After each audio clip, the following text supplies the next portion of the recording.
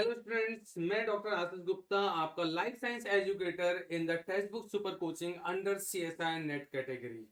तो डिस्कस करते हैं कि क्या दिसंबर वाले एग्जाम के लिए आपको कुछ रूल्स फॉलो करने होंगे कि अगर आपका एग्जाम क्रैक हो जाए। तो hard and fast rules for clearing the net December 2023 exam. तो बिल्कुल कुछ चीजें आपको ध्यान में रखनी पड़ेंगी और अगर आपने वो रूल्स इन 4 महीनों में फॉलो कर दिए तो आपको सीएसआई एग्जाम निकालने से कोई नहीं रोक सकता है, इस बात की श्योरिटी हो जाएगी।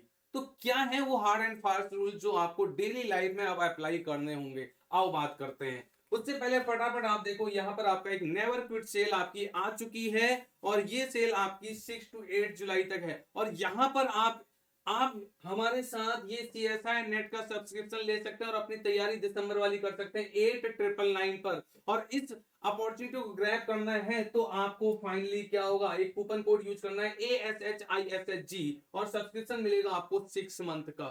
तो इसको आप ध्यान में रखें और जल्द से जल्द 8 तारीख से पहले पहले आप इस चीजों को आप ज्वाइन कर लें, सब्सक्रिप्शन ले लें। बात करते हैं क्या क्या चीजें आपको यहाँ पर रूल्स के फॉर्म पर डिफाइन करनी है, फॉलो करनी है। कैलकुलेट ईयर, आज से आप टाइम करो, आज से आप चेक करो कि आपके पास कितने मंथ्स हैं।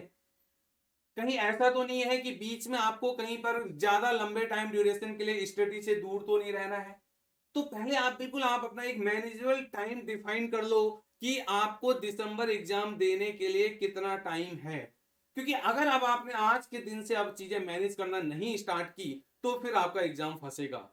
इसलिए सबसे पहले क्या करेंगे, टाइम को मैनेज कर लेंगे और सबसे पहले आप क्या करो, उसको एक बार पूरा चेक कर लो अपने अकॉर्डिंगली करना है। क्यों? क्योंकि हो सकता है कि किसी का बीच में कोई कोई फैमिली फंक्शन है, वो 15-20 दिन के लिए कट हो जाएगा या किसी को कहीं जाना है। इसलिए हर कोई स्टूडेंट अपने टाइम को प्लीज मैनेज कर ले अपने according. So calculate your exact time and then manage it accordingly. ठीक है, और फिर देखो कितने महीने हैं, कितने दिन हैं।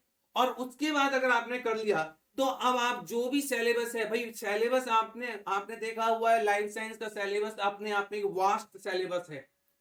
तो उस सिलेबस को अगर अभी तक आपने वो सिलेबस नहीं देखा है कि ये भी आपके रूल में है कि पहले सबसे पहले सिलेबस देखो, सिलेबस को डिफाइन करो कि भाई यहाँ पर तो 13 यूनिट्स हैं और कौन सी यूनिट सबसे ज्यादा लेंथी है और आपने कौन सी यूनिट अभी तक अच्छे से पढ़ी है और कौन सी नहीं पढ़ी है।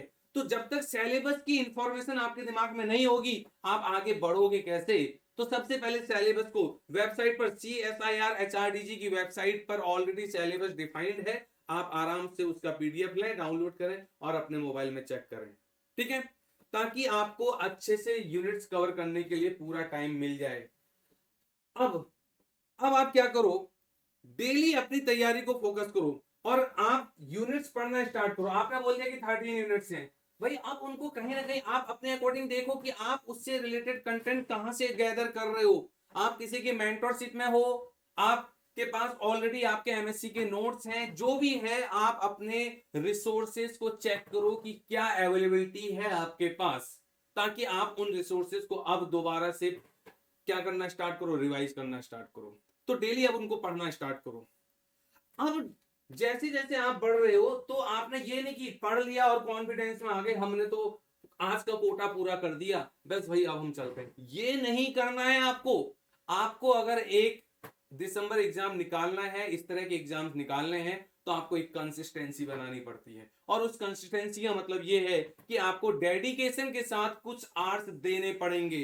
तो क्या करो, आप यहां पर कुछ आवर्स फिक्स कर दो, डेली के आप अपने कुछ आवर्स को फिक्स कर दो। जैसे 2 से 3 घंटे आपने बोला कि ये मॉर्निंग का टाइम है या इवनिंग का टाइम है, इस टाइम पर आपको कुछ ना कुछ रिवाइज करना ही करना है। जो आप पढ़ रहे हो उस कंटेंट से रिलेटेड रिवीजन लाओ और उससे रिलेटेड प्रैक्टिस करो। ये आपकी हैबिट में आना चाहिए। और अगर ये हैबिट में आज से नहीं आएगा ना तो लास्ट मोमेंट में पैनिक हो जाओगे, दिक्कत यहां आ जाती है। तो भाई आप सीढ़ी धीरे धीरे चढ़ो ना। अभी आपके पास 4-4.5 महीने हैं, तो धीरे धीरे सीढ़ियां बढ़ाना स्टार्ट करो और ताकि दिसंबर आते हुए सीधे टॉप वाली सीढ़ी तक आप नजर आओ। ठीक है, उसके बाद क्या करना है आपको, अब आप यहां फोकस करो, start to develop a habit of reading the questions on your system. क्योंकि प्रॉब्लम ये होती है कि जब आप एग्जाम देने जाते हो तो जो क्वेश्चन है वो आपको हार्ड कॉपी में नहीं मिल रहा है, वो तो आपको स्क्रीन पर मिल रहा है। और जो लेंथी क्वेश्चंस होते हैं उनको अप एंड डाउन करने में ही टाइम लग जाता है। कितनी स्पीड से आप क्वेश्चन पढ़ पा रहे हो, अभी आप केवल रीडिंग हैबिट पे फोकस करो। कहीं ना कहीं आप 15-20 मिनट दो रीडिंग हैबिट पर, रीडिंग हैबिट बुक में नहीं, अपने सिस्टम पर ऑनलाइन रीडिंग हैबिट बढ़ाओ अपनी, ताकि आप उस 3 घंटे में, क्योंकि मैक्सिमम स्टूडेंट तो ज्यादातर पूरे क्वेश्चन से नहीं पढ़ पा रहे हैं पार्ट सी में, क्वेश्चन पढ़े नहीं और पता चला वही क्वेश्चन आपको आते थे।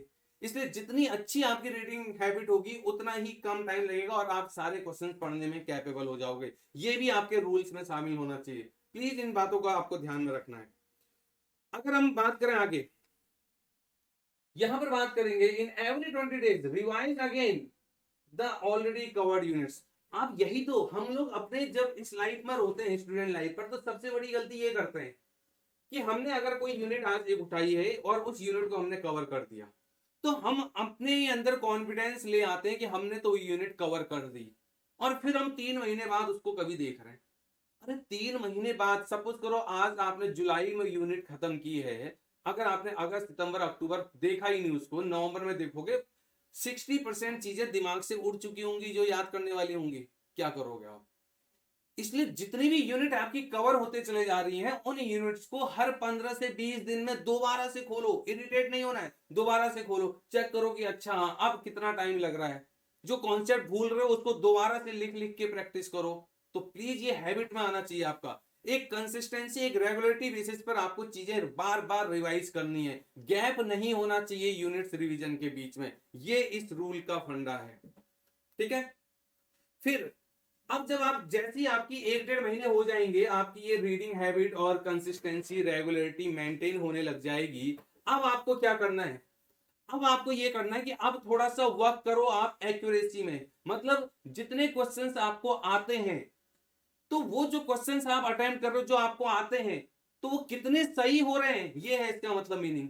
ऐसा नहीं कि आपको 10 तो आते हैं, आपने मार्क कर दिया कि हाँ ये मेरे को 10 क्वेश्चन आते हैं, लेकिन 10 में से पता चला सही तो 4 ही हो रहे हैं। 40% एक्यूरेसी से क्या करोगे? एक्यूरेसी मोर देन 80 होनी चाहिए। अगर 10 आते हैं तो 8 तो मिनिमम सही होने चाहिए, 8 से 9। तो इस चीज में तब आप ज्यादा आगे बढ़ोगे जब आप ज्यादा से ज्यादा प्रैक्टिस करोगे, ज्यादा से ज्यादा अपनी एनालिसिस करोगे।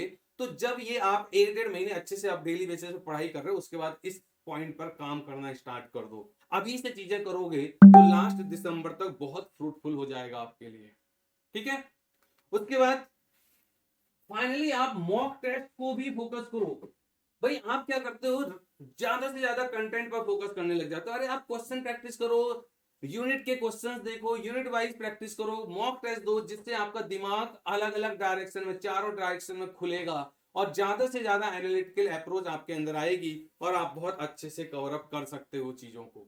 तो इतनी बातों का अगर आपको ध्यान में रहेगा तो आप आराम से क्या करोगे, आराम से एग्जाम क्रैक कर ले जाओगे।